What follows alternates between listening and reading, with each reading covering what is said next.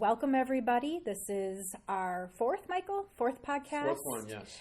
On the book, Color of Law. Just a quick recap. We've seen specific government actions such as restricted zoning and federal government financing, for instance, through FHA, have created something called de jure segregation. And there is a clear violation of constitutional rights of African American citizens. And what's more, these actions have had a tremendous and compounded economic and social impact, affecting everything from education, employment, health, and safety. So we are now on Chapter 7 and 8. Chapter 7 is titled IRS Support and Compliant Regulations. So after all of these things we've read about, to add insult to injury, we now have yet another tactic. While the IRS should have been withholding tax breaks to organizations that discriminated, especially in housing, they knowingly gave tax breaks to nonprofits like hospitals, universities, churches, etc., that promoted residential segregation. So I know, Michael, that you have done some research about the court on this, but there's two others. So we have the IRS. The book also talks about churches, which personally breaks my heart. Not necessarily that it surprises me. It's us going back to the same reality that you have trusted institutions, whether it is a court or it is the legislature or it is even our churches, that they are going to do what they are supposed to be doing, and they don't. The government, you should be able to trust, but I think we've figured that out in previous chapters. That's not going to happen. The courts, same thing. You should be able to trust that the courts would do what's right, but we've seen that that's not always the case as well. We certainly would think the churches would be in favor of doing the right thing. And what I found interesting was it was Baptist, it was Presbyterian, it was Methodist, it was Jewish. All the denominations. It was priests with Catholicism. The one that surprised me, frankly, was Quaker. They were true to what they said they believed. Well, except that they were later, and that's the thing. Later. We found later that the Quakers actually spearheaded an attempt to have integrated neighborhoods and to support integrated neighborhoods and to actually fund the development of integrated neighborhoods. We found that out in the next chapter later. But in the first chapter, Whittier College, which is a Quaker college, in fact, President Nixon graduated from Whittier College. And interesting enough, he was a Quaker. I wasn't that surprised that across the board, they talked about rabbis, they talked about priests, they talked about ministers and pastors. And it was pretty much across the board. Every religion you could possibly imagine was involved in this. You know, to be silent, to be apathetic is bad enough. Yeah. To be a ringleader? That's discouraging. That's very discouraging. We also have insurance companies. What this author in this book's trying to get at is there's just the blatant de jure segregation, like FHA, zoning ordinances, etc. But there were a lot of players that were part of this that were regulated by the government in that touchstone, even insurance agencies who were participating in segregation. And one thing I didn't know, Michael, is, and it makes sense, insurance companies, they have a lot of money. Yeah, they do. They had a lot of money, and they were many times, I guess you would say, investors, huge investors towards development, where their policies set up for segregation because they were regulated by the government as well. They gave the example of MetLife trying to create separate housing and substandard housing in neighborhoods for blacks. Just because it seems private, if you are regulated by the federal government, that is also part of this web of de jure segregation. I mentioned to you before we started talking that one of the case, the Bob Jones University case, where the IRS allowed for tax-free status to these churches and to a lot of educational institutions where they got tax-free status to the IRS. And they shouldn't have been giving them tax-free status if they were fomenting or supporting segregationist policies. But they were anyway. And that was one of the reasons when all the churches came up one after another. They were continuing to receive the tax-free status, even though they were actually out actively pursuing segregationist policies themselves. And then the Bob Jones University, in the 70s, things changed a little bit. In 1976, the IRS denied the tax exemption of Bob Jones University because the school would not allow interracial dating by its students. Oh, yeah. And it had just recently started to allow black students even to be admitted to the university in the early 70s. And then they said only if they were married. And then finally they did allow single black students in, but then they said no interracial dating. And then that's when IRS stepped in 76 finally and rescinded their tax-free status based on that. Now, interestingly enough, Bob Jones sued the government and said, you can't do that. That's against our religious freedom. Religious freedom, that's a protected right under the Bill of Rights. Which is nonsense, because there is no religious basis at all for that claim. I agree with you, 100% agree with you. But that was their argument that they had. And the district court supported them. It was the district court that said, yeah, you're right. We think that religious freedom oversteps this and that you should still be allowed to have these policies in place and still be able to receive the tax-free status. So you had a district court. The district court. That never read the Bible. Apparently. Okay. The Court of Appeals reversed that decision. Finally made it to the Supreme Court in 83. And I was thinking, as I mentioned to you earlier before we started talking, I started law school in 76. So this was about the time this was all going on. When I was in law school, I was very tuned in to the Supreme Court and who the justices were and what their political affiliations were and whether they were liberal or whether they were conservative, whatever. I started thinking, gosh, who was on the Supreme Court during that period of time that would have come up with this decision? And I came up with most of them off the top of my head. So I looked up the case, and it was an 8-1 decision. Justice Rehnquist was the only one that was. He wasn't Chief Justice yet, but he was one of the justices. He was the youngest justice at that time on the court, and he was also probably the most conservative. He was the one dissenting opinion on that case. Thurgood Marshall was on the court then. William Brennan was on the court then, who was very liberal as well. But the interesting thing was, even though it was an 8-1 decision upholding the Court of Appeals decision, saying that they could, in fact, rescind this tax-free status unless they modified their policies, which Bob Jones did after the fact, did modify their policies. They didn't really come out strongly. It was basically yeah, okay, you're probably right, we're going to let the decision ride. They didn't really come out when they had an opportunity to come out and be forceful. So I thought that was an interesting situation, that all they basically did was say, yeah, the Court of Appeals was right. You have to have non-segregation policies in place in order to get the tax-free status. Even with a pretty good liberal court at that time, they still didn't come out strongly in favor. They just kind of allowed it to continue. The book also talks about a Supreme Court decision back to this whole MetLife and insurance companies.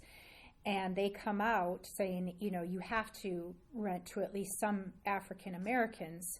But in New York, they had rent control. And I find all these conversations interesting because we're going to be revisiting rent control issues, I think, after the next election. You have all of the white citizens in this New York housing with rent control. And so when an apartment turned over, they didn't turn over very quickly because there's rent control. Who's going to give that up? When they finally did, you lose the rent control. So then the rent goes through the roof to make up, for all the years where they weren't able to really raise it to market rates. Now the market rate for that apartment is unaffordable to most families, and especially African Americans at the time. It kind of got to the point where it's like, oh, geez, sorry, too late. Yeah. But it was all the de jure segregation policies of the government. In this chapter, they talked about the fact that it was the regulators. They're saying, all right, these are private insurance companies and churches and things like that, but they're regulated. And the regulators were letting them pass through. They were looking the other way.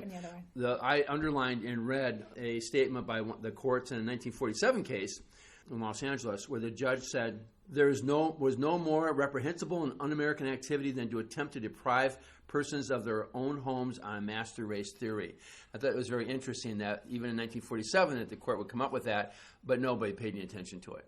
Yep. The IRS ignored it completely and just passed on by. It also talks about private banks. Okay, so we have IRS looking the other way with tax-exempt organizations. We have churches. We have insurance companies. We also talk about banks, and brace ourselves for this conversation. So here's a question.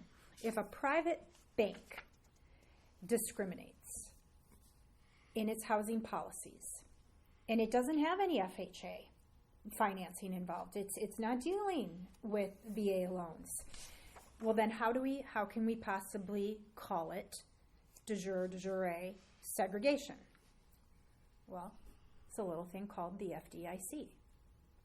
Right. Another regulator Federal Home Loan Bank didn't oppose the denial of mortgages to African Americans until 1961, having claimed that I love this part, determining African Americans to be poor credit risk because of the fact that they were black isn't racial judgment, it's an economic one. I don't even know how you say that with a straight face. We're going to deny mortgages because a person is black. Well, that's not a racial determination. That's an economic one. Those are just two completely conflicting statements. It doesn't even, a 5-year-old will know that doesn't even make sense. No, and on top of everything else, even if you look at the economic basis, it's because they're in that economic situation because of exactly. the jure that segregation has been going on for 100 years. Government racial discrimination did not end 50 years ago, continued into the 21st century, and now we talk about reverse redlining, which is essentially another term for subprime lending. Here's where we're getting into something that we know firsthand what happened, because it happened not that long ago. Yeah, let me explain. It has essentially continued to happen in different pockets at different extents. You have reverse redlining. Was that? Well, we know that redlining was where you created these colored maps and we just said, well, we're just not going to provide FHA financing. We're not going to insure any of the mortgages because of, quote, poor credit risk in these areas. So what's reverse redlining? That's where you had excessive and targeted marketing of exploitive loans in African American communities. All done with a wink from the bank regulators.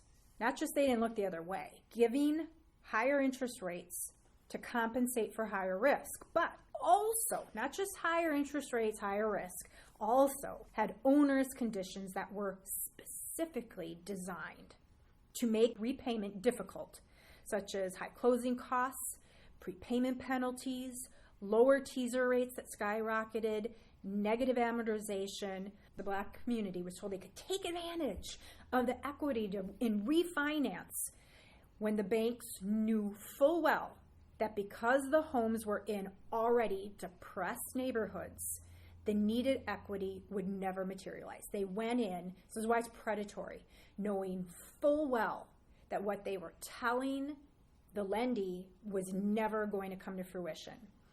And then you also had what were called YSPs, or kickbacks, all deliberately non-transparent, with mortgage broker compensation systems where the regulators didn't require them to even have disclosure of the rate sheets to the buyers. We saw that all come back during the housing bust. And as much as people throw out this term, they spit it out in disgust because it was just so horrible. Do you know what put a permanent end to all of this? Dodd-Frank. Dodd-Frank, yes. First of all, when I used to teach pre-license classes, negative amortization would come up. And people would say, well, what's negative amortization? And that would be where your payment doesn't even cover the interest. So the unpaid interest gets tacked on to the top of the principal. So the fact of the matter is, you now owe more every month than you did before. So there's no way you can ever build equity in a situation where you're having negative amortization.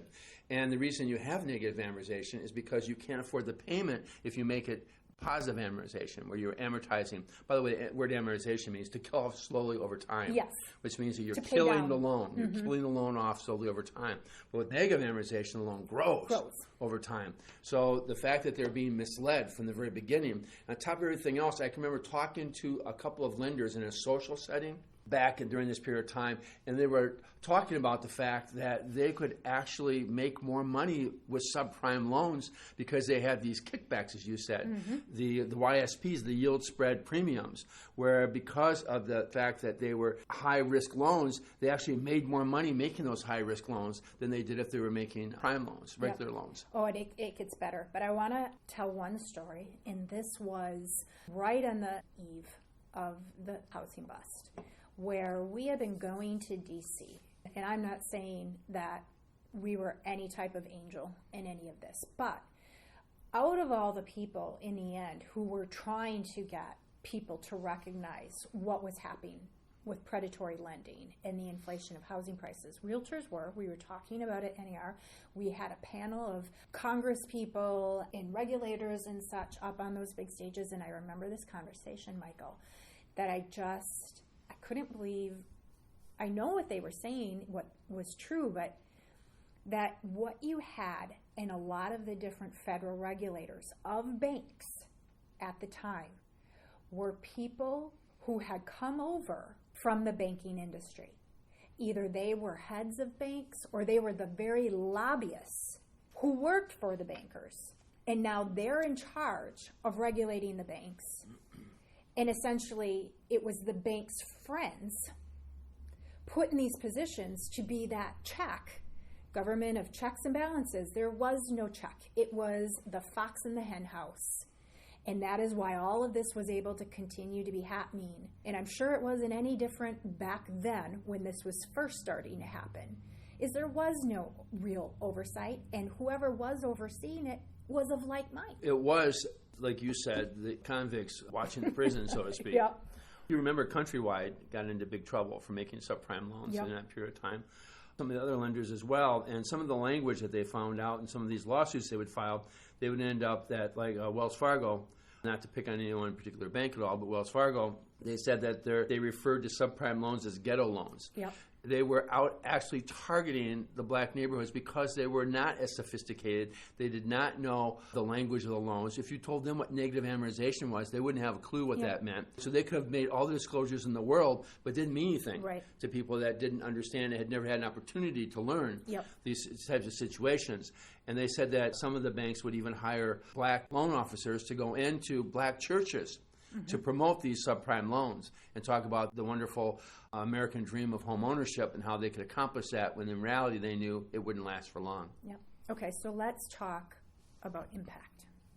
Whether it was most recently in the latest housing bust, but as well as all the way back into 1950s and 60s and 70s. The result of all of this was lower middle class, so solid neighborhoods. Not rich people, but they were solid neighborhoods of African American communities were devastated by these practices. They were forced, many of them, back into the ghetto neighborhoods. Lower income African Americans were more than twice as likely as low income white Americans to have these subprime loans. And higher income, even high income African Americans, they were 3 times as likely to have subprime loans. You talked about Wells Fargo and their employees. The book talks about in 2000, here's some statistics, 41% of all borrowers with subprime loans would have qualified for conventional financing with low rates, that increased, that statistic increased to 61% in 2006. You know, when all of that happened, here's another learning moment, Michael. I thought that the people who ended up getting into the subprime mortgage situation, primarily, I don't know if I had a lot of sympathy. I'm like, well, it's just math, right? But number 2, I also thought, well, they wanted to be homeowners so badly, and they wanted the easy route, right? Like, they didn't want to take their time and save up a down payment. And they didn't want to take the time to get a better credit rating so that they got a better interest rate. They just didn't have any other options. Now, they shouldn't have just taken it at all. They just were too impatient, and they went ahead and they took something that was, if it's too good to be true, then look again. This book is telling me that as of 2006, 61% of all the people who had subprime mortgages, it's not that they didn't have another choice, they did. They could have gotten conventional financing with lower interest rates without all of those negative amortization, prepayment penalties, and all of that. That made me sick to my stomach. To me, the most startling thing that I learned from that chapter was the fact that the people that were in the subprime situations in the Great Recession, over half of them didn't need to be there, but that they were sold these loans because the loan officers were making more money selling those than they were if they were doing regulars. And they trusted them. And that was, again, if there was anything that jumped off the pages at me in this chapter, that's what it was. And they should be able to trust them, right, Michael? Because they're regulated. They're regulated by the government. In 2005, a survey was done, and it revealed the racial discrepancies, like all the numbers we talked about, the percentage that were more likely to have a subprime loan compared to white people. There's no way that happened on accident, that there was this predatory lending of African American neighborhoods. There's no other way to come up with those numbers. And the Federal Reserve did nothing. You mentioned countrywide lawsuit, that one of the statements in there was that finally HUD Secretary Donovan testified that because of this predatory lending, strong middle-class African American neighborhoods saw nearly 2 decades. And you imagine how hard fought, we went through this whole book, how hard fought it would have been to get yourself in a strong middle-class neighborhood to begin with. But after 2 decades of those gains, they were reversed in a matter of months. Yeah. The lawsuit against Countrywide was resolved. It was a class action suit.